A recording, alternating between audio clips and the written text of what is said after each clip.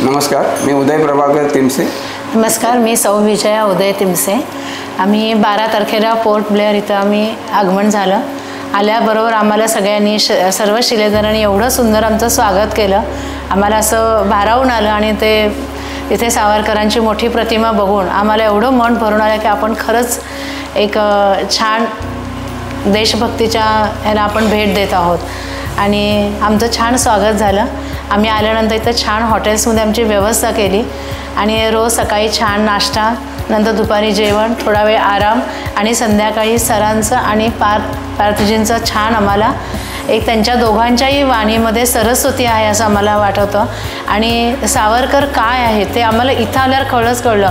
नुसत्या त्यांच्या 2-4 गोष्टीच आम्हाला माहिती होत्या, पण इथं आल्यानंतर त्यांचं खरंच काय कार्य आहे आणि आम्हाला त्यांच्याबद्दल खरंच एवढी माहिती नव्हती, एवढी माहिती आम्हाला सरांच्या आणि पार्थजींच्या ह्याच्या भाषणातून किंवा त्यांच्या वाणीतून आम्हाला कळाली।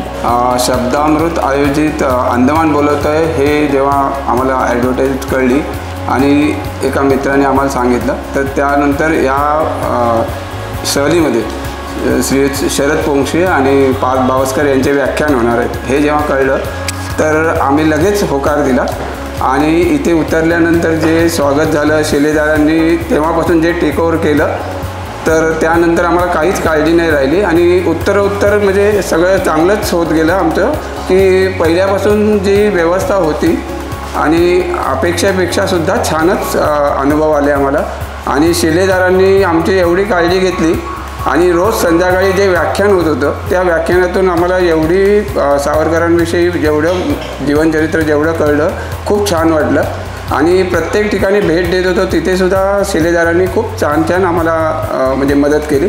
काही अनुभव असे आले की जे म्हणजे याच्यात नव्हते प्रोग्राममध्ये, तिथेसुद्धा शिलेदारांनी आउट ऑफ वे जाऊन इतकी मदत केली आणि खूप सहकार्य केलं।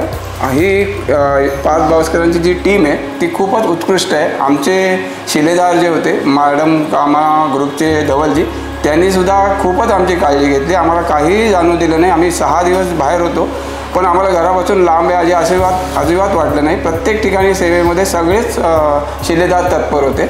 आम्हाला खूप छान अनुभव आला आणि आज शेवटच्या दिवशी जेव्हा सेल्युलर जेलमध्ये आम्ही गेलो आणि त्यानंतर जिथे जे पार्थ बावस्कर यांनी आपल्या शरद पोंक्षेंनी माहिती दिली त्यानंतर तिथे एकदम भारावून गेलो। त्यानंतरचे 2 गाणी आम्ही म्हटली, जयस्तुते आणि सागरा प्राण तळमळला।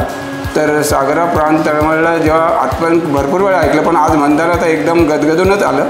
हा अनुभव एकदम विलक्षण होता की आपण म्हणताना खरंच असं पाणावून आलेले डोळे, खूप छान वाटलं आणि त्यानंतर दिवे लावले, त्यानंतर खूप छान आम्हाला सगळ्यांना प्रसन्न वाटलं आणि त्यानंतर आमची यात्रा तिथे समाप्त झाली।